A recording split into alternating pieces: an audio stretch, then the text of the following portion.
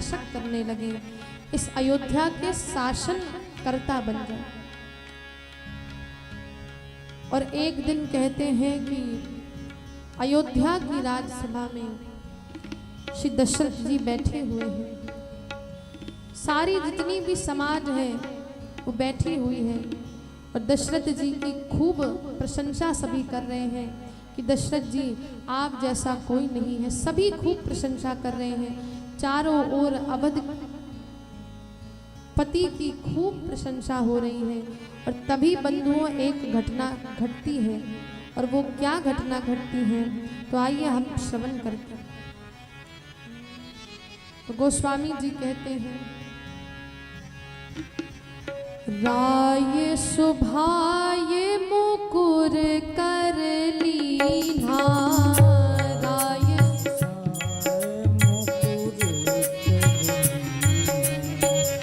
कहते हैं कि दशरथ जी बैठे हैं राजसभा में। और राजसभा में बैठे हैं तो एक घटना क्या घट रही है, राय सुभाय मुकुर कर लीन्हा, राय सुभाय मुकुर कर लीन्हा, बदन बिलोकी मुकुट सम कीन्हा, मुकुट कर लीन्हा। गोस्वामी जी कहते दशरथ जी ने अपने हाथ में दर्पण लिया और दर्पण लिया। उनका मुकुट जो था वो टेढ़ा हो गया था और मुकुट को दर्पण के माध्यम से सीधा करते हैं। और जब सीधा करा तो एक दृष्टि उनको अपने कान के पास उनकी दृष्टि गई। और वो क्या देखते हैं, श्रवण समीप भय सित के सास, श्रवण समीप भयनित केसा, मनहु जरठ पन अस उपदेशा। गाइए,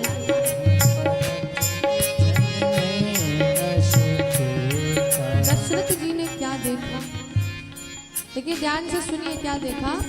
कान के समीप कुछ सफेद बाल देख लिए। तो इसलिए गोस्वामी जी कहते हैं सफेद बालों को देखकर क्या हुआ, मनहु जरठ पन अस उपदेशा, अस उपदेशा, श्रवण समीप भय सित केशा।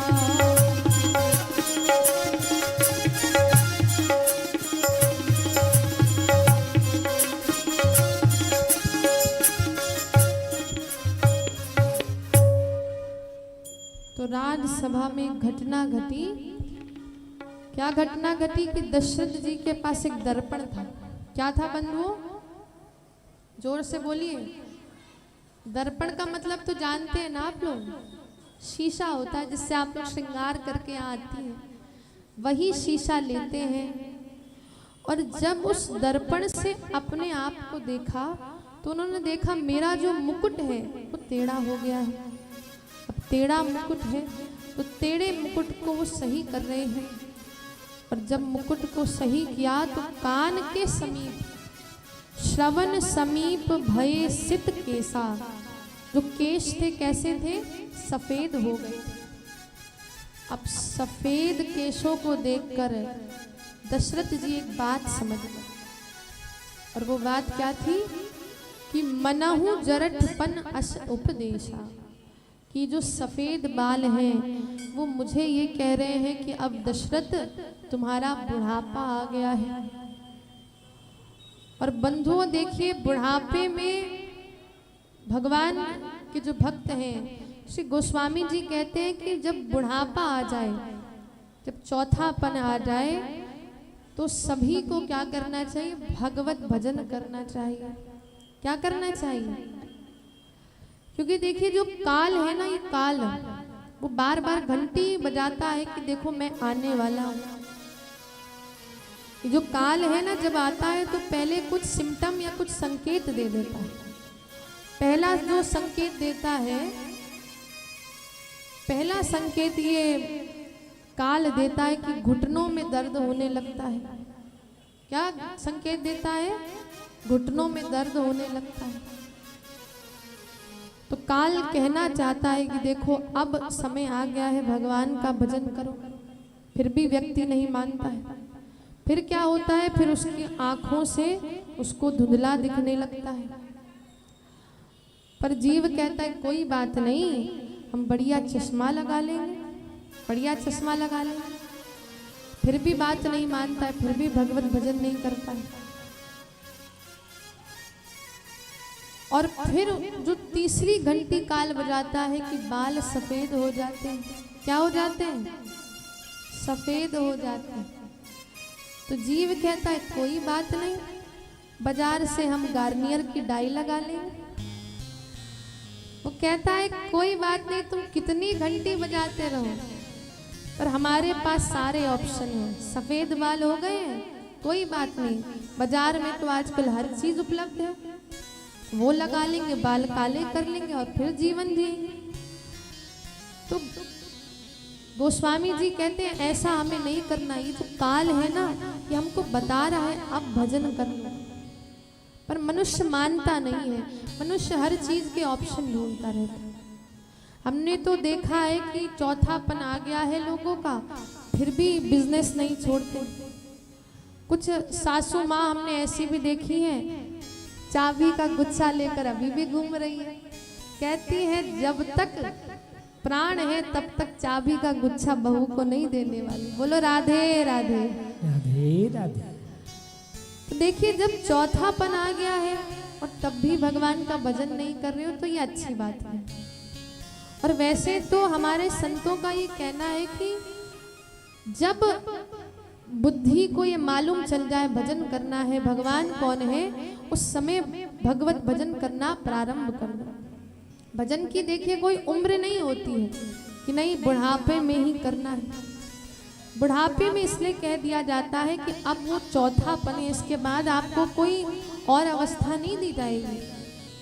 बुढ़ापे में तो एक इम्पॉर्टेंट हो गया भजन करना, पर देखो बुढ़ापे में भी तब भजन होगा जब बचपन से आप भजन करोगे, प्रारंभ से भजन करोगे। अच्छा हम उदाहरण लेते हैं कि जैसे कोई छोटा बालक है, आपके घर में कोई बालक है और आप उस बालक को डायरेक्ट 12वीं में दाखिला दिला दो, क्लास 12th में पहुंचा दो, तो क्या वो कुछ पढ़ पाएगा? नहीं पढ़ पाएगा, क्योंकि जब उसको ABCD नहीं आती है, फर्स्ट क्लास का कुछ नहीं आता है, तो तब तक वो 12वीं का वो क्या जान पाएगा। तो उसके लिए आप पहले उसको पहली कक्षा में डालते हो, फिर दूसरी में जाता है, ऐसे करते करते वो आगे बढ़ता है। वैसे ही भजन का भी हाल है, भजन का भी यही हाल है कि भजन प्रारंभ से करना चाहिए। जब बालक छोटा होता है तब से भजन करना चाहिए। पर देखो कोई बात नहीं, कोई बात नहीं, आप जिस उम्र में हो, जब आपने सुन लिया कथा के माध्यम से, सत्संग के माध्यम से कि भजन करना है, तब से तो प्रारंभ करो, है ना। जब हमने सुन लिया कि भगवान का भजन करना है, भगवत भजन करना है, तो हमें भगवान का भजन प्रारंभ कर देना चाहिए। और अब दशरथ जी ने देखा कि मेरे सफेद बाल हो गए हैं और अब मुझे ये जो सत्ता है अपने पुत्र प्रिय राम को सौंप देनी चाहिए। और सारे जितने भी अयोध्या के वासी हैं, राज्यसभा में बैठे हैं, उन्होंने एक स्वर में हमारे अयोध्यापति श्री दशरथ जी का अनुमोदन किया और कहा कि राम जी को राजा बनाना चाहिए, राम जी को युवराज पद देना चाहिए। सभी अति प्रसन्न हैं। तो कहते हैं कि हमारे दशरथ जी महाराज जाते हैं गुरु वशिष्ठ के पास और गुरु वशिष्ठ से अपने मन की बात कही कि गुरुदेव मेरे मन में एक भाव आया है कि मैं चाहता हूं कि राम को राजगद्दी दे दूं।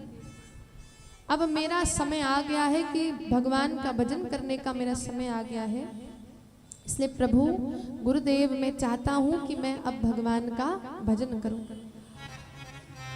तो कहा कि वशिष्ठ जी ने कहा कि बड़ा सुंदर विचार है, राम जी को राजगद्दी में बैठाना है, बड़ा आपका सुंदर भाव है।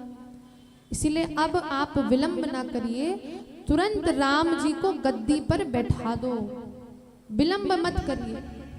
और ये देखिए एक सूत्र इससे ये मालूम चलता है कि अच्छे काम को तुरंत कर देना चाहिए। जब मन में कुछ शुभ संकल्प आए, अच्छा भाव आए, तो उसको तुरंत कर दीजिए। और मन में कभी कभार अगर बुरा संकल्प आ जाए तो उसको टाल देना चाहिए। जीवन में सूत्र आप याद कीजिए, एक डायरी में आप नोट कर लीजिए कि जब भी शुभ संकल्प हो, कुछ अच्छा करने का मन हो, किसी की मदद करने का, किसी की सहायता करने का मन हो, तो तुरंत कर दो। उसमें सोचो नहीं, उसमें विचारो नहीं कि हम मुहूर्त निकालेंगे तब किसी की सहायता करेंगे, हम मुहूर्त निकालेंगे तब सत्संग में जाएंगे, मुहूर्त निकालेंगे तब कथा में जाएंगे। नहीं, ये अच्छे काम है तो इसके लिए मुहूर्त नहीं निकालना है। इसके लिए तो जब बुद्धि में बात आई है तुरंत निकल लो कथा के लिए और तुरंत कथा में बैठ जाओ, तुरंत भगवान के मंदिर पहुंच जाओ। और अगर मन में आया किसी का अहित करना है तो उस समय मन को कहो थोड़ा विलंब करें। बुरे काम में क्या करना है? विलंब करना है, उसको थोड़ी देर के लिए रोक देना है। और जब अच्छे संकल्प हो तो उसको क्या करना है? तुरंत करना है, उसी समय करना है। और अब दशरथ जी से वशिष्ठ जी कहते हैं आप तुरंत राम को राजगद्दी में बैठाओ, बेगी विलंब न करहु नभ, आप विलंब मत कीजिए। और अब हमारे श्री दशरथ जी महाराज अति प्रसन्न हैं और उन्होंने अब कह दिया, पूरे अयोध्या में ये बात फैल गई है